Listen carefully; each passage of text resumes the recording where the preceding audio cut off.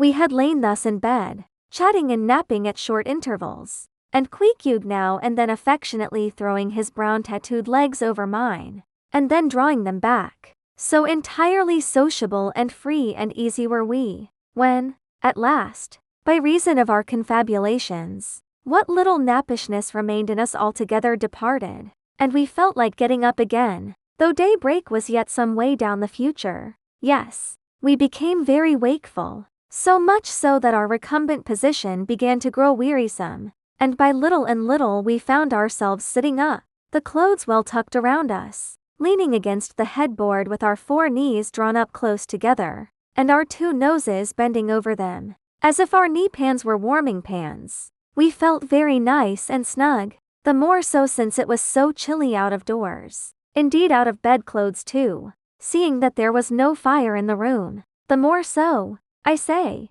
because truly to enjoy bodily warmth, some small part of you must be cold, for there is no quality in this world that is not what it is merely by contrast. Nothing exists in itself. If you flatter yourself that you are all over comfortable, and have been so a long time, then you cannot be said to be comfortable any more. But if, like Queequeg and me in the bed, the tip of your nose or the crown of your head be slightly chilled, why then, indeed, in the general consciousness you feel most delightfully and unmistakably warm. For this reason a sleeping apartment should never be furnished with a fire, which is one of the luxurious discomforts of the rich. For the height of this sort of deliciousness is to have nothing but the blanket between you and your snugness and the cold of the outer air. Then there you lie like the one warm spark in the heart of an Arctic crystal. We had been sitting in this crouching manner for some time, when all at once I thought I would open my eyes. For when between sheets,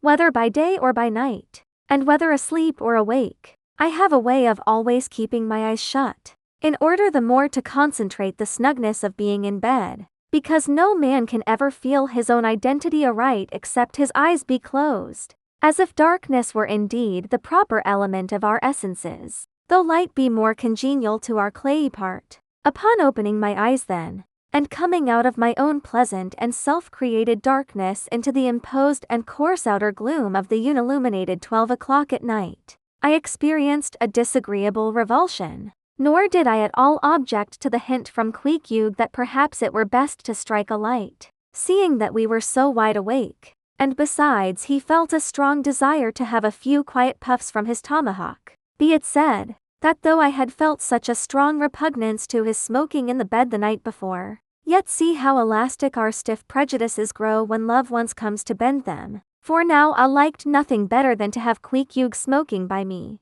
even in bed, because he seemed to be full of such serene household joy then. I no more felt unduly concerned for the landlord's policy of insurance. I was only alive to the condensed confidential comfortableness of sharing a pipe and a blanket with a real friend. With our shaggy jackets drawn about our shoulders, we now passed the tomahawk from one to the other, till slowly there grew over us a blue hanging tester of smoke, illuminated by the flame of the new lit lamp. Whether it was that this undulating tester rolled the savage away to far distant scenes, I know not, but he now spoke of his native island, and, eager to hear his history, I begged him to go on and tell it. He gladly complied, though at the time I but ill comprehended not a few of his words. Yet subsequent disclosures, when I had become more familiar with his broken phraseology, now enable me to present the whole story such as it may prove in the mere skeleton I give.